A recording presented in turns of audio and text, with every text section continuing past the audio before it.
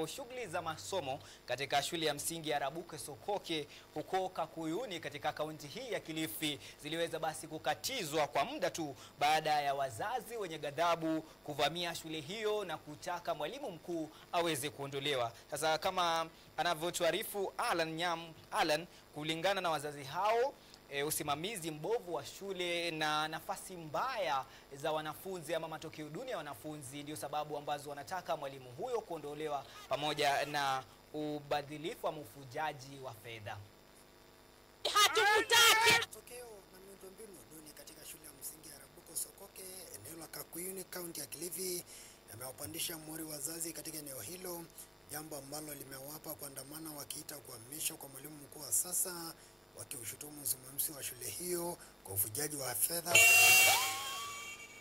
Wazazi hao walifunga afisi ya mwalimu mkuu na kuwapa kutorejea nyumbani hadi pale hatua kali zitakapochukuliwa, wakidai kuwa hali ya utawala shuleni umezorota huku rasilimali zikitumika vibaya. Manake mzazi akitaka kujua chenye kinaendelea shule hana uwazi.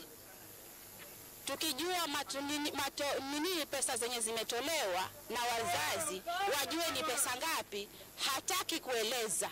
Kulingana na wazazi hao, fedha zilizotolewa kwa maendeleo ya shule zimetumika vibaya, jambo lililosababisha miundombinu kuharibika. Mwalimu tumechokana naye, tunaomba serikali ituletee head teacher mwingine.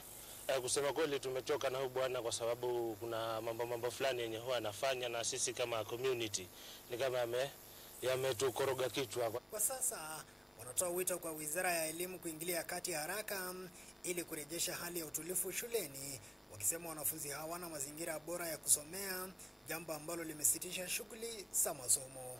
Watoto wetu hawajakuwa registered kwa ile portal.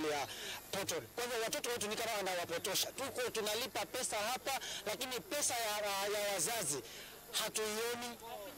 Kwa sasa hali bado ni taharuki katika shule ya Rabuke Sokoke, huku jamii ya Kakuyuni ikisubiri hatua za haraka kutoka kwa mamlaka husika kurejesha utaratibu wa masomo. Edward Sakwa, runinga ya KU, Nairobi.